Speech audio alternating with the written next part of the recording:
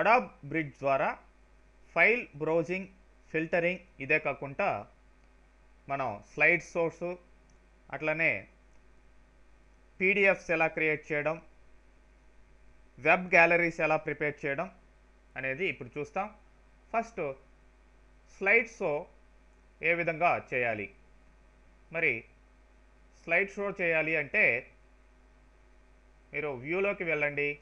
ఇక్కడ డైరెక్ట్గా slide show అని వస్తుంది, కాకుండా స్లైడ్ షో ఆప్షన్స్లోకి ఫస్ట్ వెళ్ళండి. ఇక్కడ డిస్ప్లే ఆప్షన్స్ ఉన్నాయి, మీకు ఏది కావాలంటే అట్లా సెలెక్ట్ చేసుకోవచ్చు. డ్యూరేషన్, ఒక్కొక్క స్లైడ్కి ఎంత డ్యూరేషన్ కావాలి ఆటోమేటిక్గా ఆ స్లైడ్ వచ్చేటప్పుడు.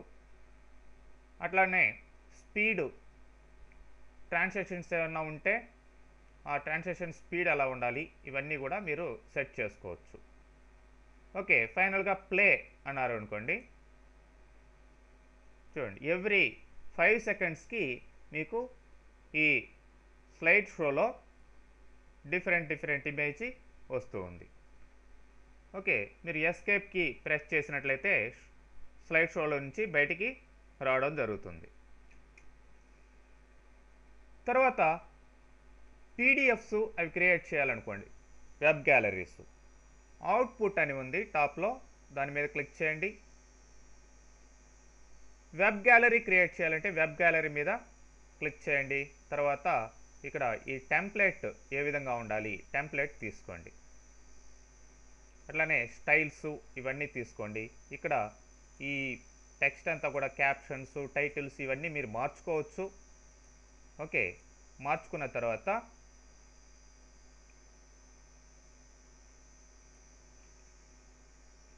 For example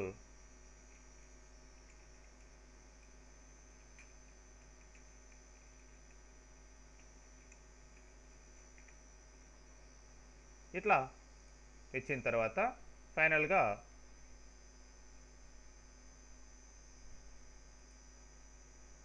refresh preview.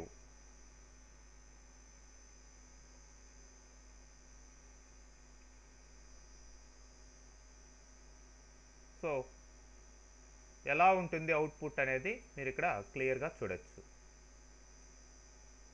చూడండి, టైటిల్స్ ఇవన్నీ కూడా రావడం జరిగింది. ఇక్కడ మీరు చేంజ్ చేశారు అనుకోండి, ఆ చేంజ్ చేస్తే అదే విధంగా ఇక్కడ కనబడతాయి అన్నమాట. ఈ టెక్స్ట్ అంతా మారిస్తే, టెంప్లెట్ కూడా మారిస్తే దానికి అనుగుణంగా ఇక్కడ ఈ యొక్క వెబ్ పేజ్ అవుట్పుట్ కనిపించడం జరుగుతుంది. ఇదే విధంగా పీడిఎఫ్స్ మీరు క్రియేట్ చేసుకోవచ్చు. టెంప్లెట్ సెలెక్ట్ చేసుకోండి. ఇక్కడ 2x2 సెల్స్ అని రావడం జరిగింది. ఇంకా మీరు పెంచుకోవచ్చు. సపోజ్ 4x5 షీట్ అని తీసుకుంటా.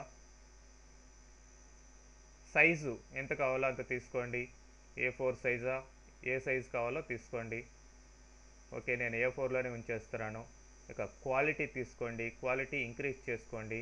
బ్యాక్గ్రౌండ్ ఎలా ఉండాలి, ఇవన్నీ ఇచ్చిన తర్వాత చూడండి, కాలమ్స్ 4 వస్తాయి, అదేవిధంగా రోస్ 5 రావడం జరుగుతుంది.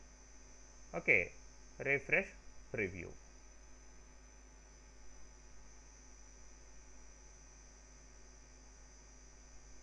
సో వన్స్ మీరు ఇవన్నీ సెట్ చేసిన తర్వాత సేవ్ చేసుకొని మీరు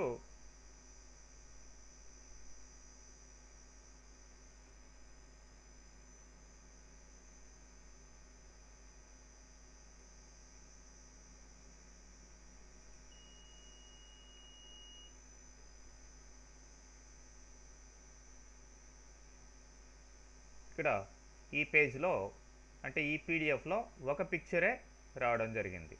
మీరు సెలెక్ట్ చేయండి, మల్టిపుల్ పిక్చర్స్ సెలెక్ట్ చేయండి. Just control click and then select, then refresh preview అని ఇవ్వండి. సో మీరు ఏ పిక్చర్స్ అయితే సెలెక్ట్ చేశారో ఆ పిక్చర్స్ అన్నీ కూడా ఇక్కడ రావడం జరుగుతుంది. ఓకే,